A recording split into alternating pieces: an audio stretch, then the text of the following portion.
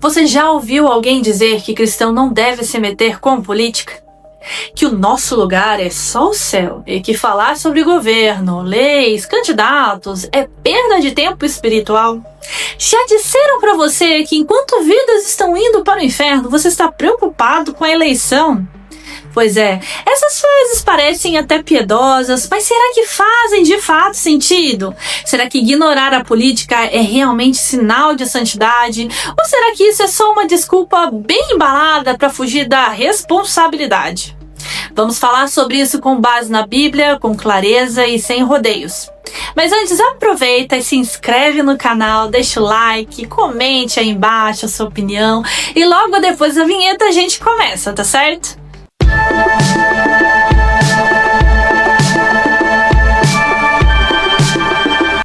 A verdade é que o cristão não só pode, como deve se envolver com política. Mas antes de você se assustar, deixa eu te explicar. Não se trata de transformar o púlpito num palanque ou de trocar a Bíblia por um comício. Se trata de entender que a fé cristã não é um enfeite para dias de culto, mas uma lente para enxergar toda uma realidade, inclusive a política. Muitos dizem, minha pátria é o céu, e estão certos, com certeza. Mas enquanto estamos aqui, na terra, temos a missão de agir como sal e luz. Isso inclui influenciar decisões que afetam famílias, crianças, igrejas e toda uma sociedade. Ignorar a política é deixar que os outros, com valores opostos aos nossos, decidam o futuro do país sem qualquer resistência. Quando tivemos a pandemia, por exemplo, nós vimos algo alarmante. Igrejas sendo fechadas, cultos proibidos e muitos líderes cristãos calados. Por quê? Porque por anos a igreja achou que política era coisa suja e se calou. O resultado disso? Quem ocupou os espaços vazios foram aqueles que não têm compromisso com os valores do reino. Isso teve consequências diretas. Muitas igrejas não resistiram, fecharam as portas. Você lembra do caso de um menino amarrado no barril em Campinas em 2021? Que foi um escândalo a propósito. Eu também citei em um dos meus vídeos o caso do Gustavo Henrique de Vinhedo e da Caroline de Guaíba. Sabe o que mais choca? O conselho tutelar dessas cidades já tinha sinais claros de que algo estava errado, mas não agiu. Você sabe por quê? Porque muita gente que ocupa esses cargos está ali por militância ideológica e não por amor a crianças. Não estão nem aí para a justiça, para a proteção da infância. Mas a boa notícia é que, graças a um despertamento entre os cristãos, muitos conselheiros cristãos foram eleitos nas últimas eleições. Gente séria, comprometida com o bem do próximo, que entende que servir a sociedade também é parte da missão cristã. Ah, mas tem gente que diz, isso é política demais, pregue o evangelho. Mas me responde, como alguém vai ouvir o evangelho se morre antes, abandonado por um sistema corrompido? Como vai crer se não há quem pregue? E como haverá quem pregue se o caminho até ele foi destruído por ideologias contrárias à vida?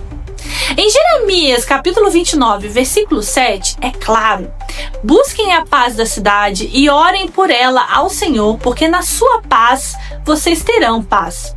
Isso não é só espiritual, é político. O povo de Deus estava na Babilônia, terra idólatra. Mesmo assim, Deus ordenou: plantem, casem, construam e procurem o bem da cidade. O judeu podia até dizer, Jerusalém é minha pátria, mas Deus disse, enquanto estiverem aqui, cuidem dessa terra também. Olha só, quando o povo de Deus se cala, o inimigo não perde tempo. E a história mostra isso.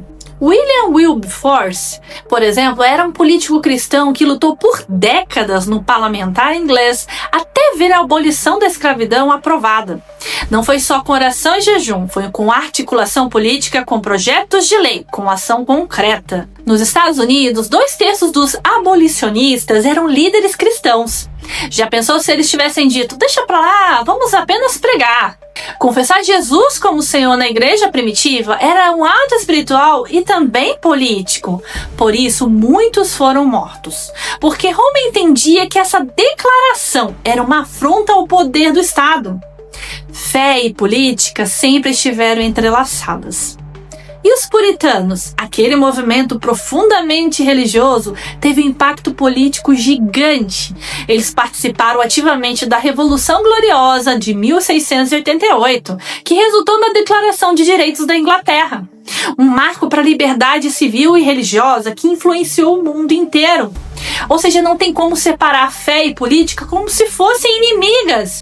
Hoje, há líderes políticos dizendo na igreja: não se envolva com política. Mas outros líderes cristãos no passado se envolveram politicamente para garantir a nossa liberdade. Sem eles, talvez nem igreja aberta a gente teria hoje. Ironia, não?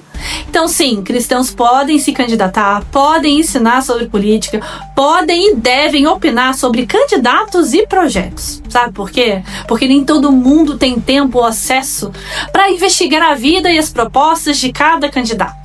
Então, se um pastor, um líder, alguém de confiança disser: olha, esse aqui não condiz com nossos valores, isso ajuda. Não obriga ninguém a votar, mas orienta.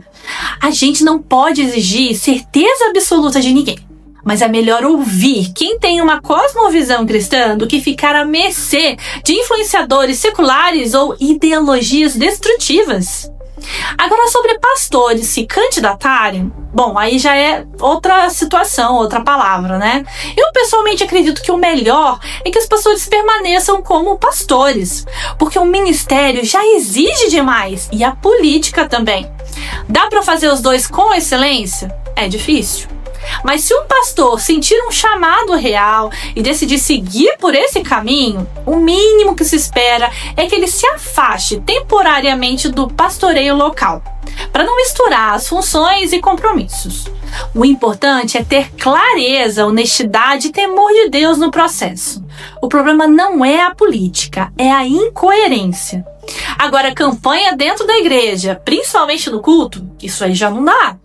Igreja é para pregar o evangelho, mas membros cristãos, individualmente, podem sim fazer campanha, apoiar candidatos que defendam valores cristãos. E sim, o pastor pode usar as redes, os bastidores, para orientar, não para manipular, mas para alertar, como um atalaia. Afinal, todos estão influenciando alguém, porque o pastor deveria se calar. Ele tem mais é que ser luz, inclusive nesse ambiente tão corrompido. Claro, tem risco de idolatria, com certeza, em qualquer área, família, dinheiro, ministério, tudo pode virar ídolo, mas não é por isso que vamos ignorar o tema. O segredo está em pedir sabedoria a Deus, ser prudente e, se errar, reconhecer, corrigir e seguir em frente. O erro está em fugir do debate por medo de desagradar, de perder convite, de perder apoio. Isso não é prudência, é covardia. E covardia não combina com o evangelho. Então, o que você acha? O cristão deve ou não se envolver com política? Até onde um pastor pode ir nesse assunto? Deixa seu comentário aqui embaixo. Vamos continuar esse diálogo. Deus te abençoe e até o próximo vídeo. Tchau, tchau!